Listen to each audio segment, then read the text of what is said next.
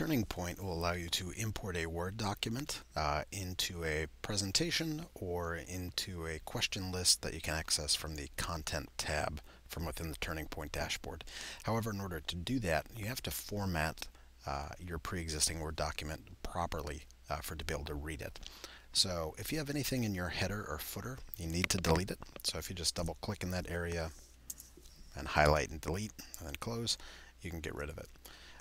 Now we need to format these according to different heading sizes. So what I find is easiest, just highlight everything. You can hit Control or Command A and it will select all. Just go to Heading 2 and format it. And then if you will highlight and press Command or Control on your keyboard, you can then selectively highlight the questions. So these are the questions that you have, and these need to be Heading 1. So Heading 1 is your questions, and Heading 2 is how you have all of your answers. So just real quick and easy. Then go to Save As. So let's save this as Quiz 4 or Quiz 3. Why not? So now it is saved. Once I've saved it, I can go to my Content tab within Turning Point, and I'm going to go to New and Question List. And let's just say Quiz 3.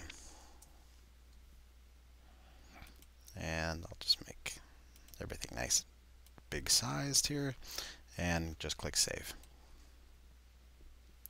From here, under Question, I want to import. And we're going to import Quiz 3 that we just saved. And it will import your questions. I'll say which one of these questions do I want to import. I have all of them selected. Say Import. And now these questions, actually I can delete this first one. These questions are now imported into your Content tab. And so if you know the correct answers for each of these, you can go through and say B, A, C, A, B, whatever the case may be. And assign point values as needed, and it will know which is the correct answer and which is the incorrect answer based on how you entered them in this space here. So once you've done that, just click Save. And you can come down here to the bottom right hand corner, click Save and Close. And so now here are your questions. So once you have done that, you have two different options. So if we click on Polling, highlight the Quiz 3 that you just made, and you can click Start Now under Anywhere Polling. You'll see that you have your Anywhere Polling here with your questions that are preloaded. So if I just click the Open Polling button, how many states are there in the US? And now people can ring in and respond just from importing that Word document.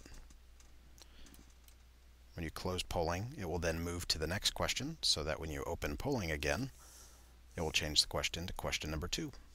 You would then click on the gear icon, go to Session, Save Session, and then save it just like you would any other session.